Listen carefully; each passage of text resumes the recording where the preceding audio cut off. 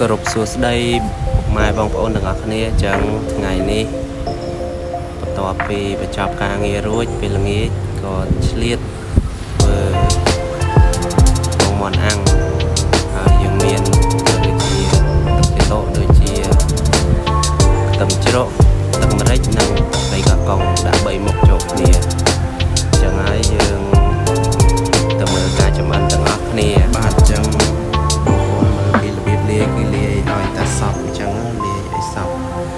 ហើយយើងដាក់ពងមាន់អាំងចូលក្នុងចក្រានទៅហើយកំឡុងពេលហ្នឹងដែរយើងចាប់ផ្ដើមលាងបន្លែដើម្បីផ្ទាប់ហើយបន្លែតាមចំណង់ចំណូលចិត្តបងប្អូនស្រឡាញ់អីដាក់ហ្នឹងទៅតែខ្ញុំថ្ងៃនេះគឺខ្ញុំប្រើតសក់ជាមួយនឹងក្របដូចខ្ញុំបានចាត់ចឹងយើងចាត់ស្ដាងទៅពេលដែលញ៉ាំផ្ទាប់ទៅគឺវាឆ្ងាញ់ដោយសារតែពេលយើងច្រឡុកជាមួយទឹកច្រឡុកទៅវាចូលជាតិល្អចំពោះបន្លែនេះគឺជារបស់ផ្ទាប់អញ្ចឹងបងប្អូនដែលចូលចិត្តញ៉ាំបន្លែអាចដាក់បានហើយបើបងប្អូនណាដែលអត់ចូលចិត្តបន្លែបាញ់ដាក់ទេយើងមើលទៅបន្លែយើងប៉ុណ្ណឹងគឺគ្រប់ហើយសម្រាប់ញ៉ាំពីរនាក់ឥឡូវយើងមកកលេចមើលពងមាន់អាំងដែលយើងបានដាក់ហើយជា5នាទីមកយើងឃើញថាវាឆ្អិនហើយតាមចំណង់ចំណូលចិត្តបងប្អូនចូលចិត្ត80% 70%តាមចំណង់ចំណូលចិត្តយើង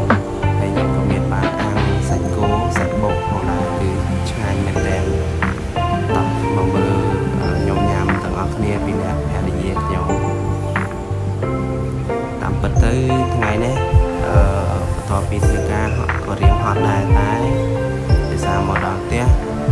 រៀងហេវហត់ហើយអត់ចង់ចេញទៅក្រៅដោយសារមួយរយៈនេះគឺ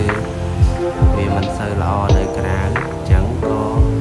យើងជៀសវាងការខ្ជិះខ្ជាយហើយក៏ជៀសវាងការសន្សំចៃផងដែរយើងក៏មកធ្វើម្ហូបញ៉ាំនៅផ្ទះតែម្ដង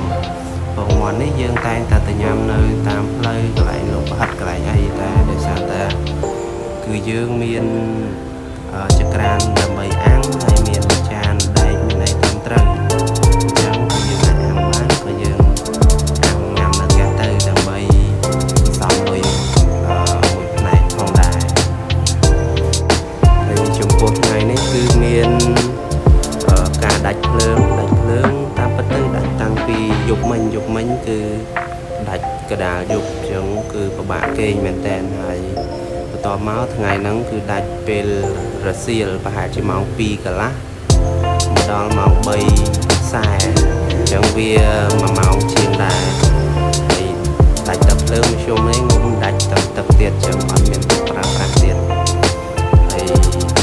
កលេចមកមើលវីដេអូយើងវិញញ៉ាំថ្ងៃនេះអត់ច្រើនមែនតើបាយ2ចាន2នាក់សាច់គោហើយនឹងពងមាន់អាំង3ចានហើយបន្លែ1ចានអញ្ចឹងគឺយើងញ៉ាំដោយអាហារដែលធ្វើចេញពីដៃខ្លួនឯងគឺស្និទ្ធមាត់មែនតើហើយញ៉ាំនៅផ្ទះអត់បាច់រៀបព្រឹកបាច់អីទេគឺញ៉ាំតាមសប្បាយញ៉ាំដោយដៃតែមុននឹងញ៉ាំសូមលាងដៃដើម្បីរក្សានៅអនាម័យទាំងអស់គ្នាអញ្ចឹងខ្ញុំញ៉ាំដៃហ្នឹងគឺខ្ញុំបានលាងដៃហើយអញ្ចឹងបងប្អូនសូមកុំប្រកាន់អីដោយសារតែនេះជារបៀបញ៉ាំមនុស្សម្នាក់នៅក្នុងផ្ទះរៀងខ្លួនទេអញ្ចឹងខ្ញុំមិនបានញ៉ាំនឹងស្ដាប់ព្រាឲ្យត្រឹមត្រូវទេខ្ញុំថ្ងៃនេះគឺមានអារម្មណ៍ថាបាយឆ្ងាញ់មែនតើដោយសារតែអ្នកហត់ហើយអាហារបែបហ្នឹងគឺតែទៅញ៉ាំនៅខាងក្រៅតែដោយសារថ្ងៃនេះបានជម្រាបអញ្ចឹងគឺចង់ញ៉ាំនៅផ្ទះផងអញ្ចឹងក៏បានធ្វើដោយទិញពងមាន់5គ្រាប់ហើយយើងមានកូនចានដែរយើងស្រាប់អញ្ចឹងបើនៅផ្ទះក៏យើងមានស្រាប់យើងវាអត់ឆ្ងាយយ៉ាងច្រើនទេបើសិនជាពងមាន់គ្រាប់500យើងជឿអត់ថា2005ញ៉ាំបាន2ទៅ3នាក់តែសាប់គ្នាខ្ញុំមាន3នាក់អញ្ចឹងអាចញ៉ាំគ្រាន់ប៉ុណ្្នឹងឯងហើយដោយសារខ្ញុំមានសាច់គោនៅផ្ទះខ្លះអញ្ចឹងក៏ដាក់អាំងញ៉ាំជាមួយគ្នាទៅអូនិយាយទៅឆ្ងាញ់មែនតើបងមើលពួកខ្ញុំញ៉ាំតែ2នាក់ហើយបងប្អូនពិតជាបងប្អូនគិតមិនដែរឥឡូវបន្ទាប់ពីមើលខ្ញុំញ៉ាំ2នាក់ហើយ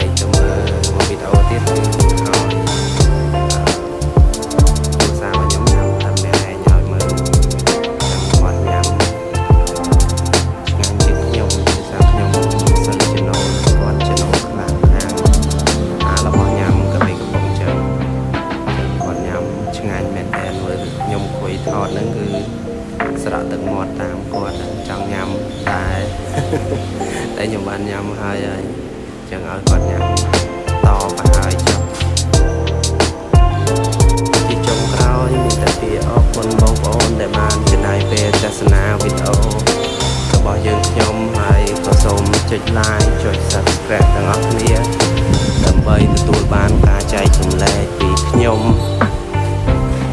បន្តទៀតចឹងហើយខ្ញុំតនេនឹងថតជាវីដេអូដើម្បីបង្ហោះចែកជូនបងប្អូនទស្សនាជាការកម្សាន្តនិងរីករាយឆ្នាំ2025ទាំងអស់គ្នាអរគុណច្រើន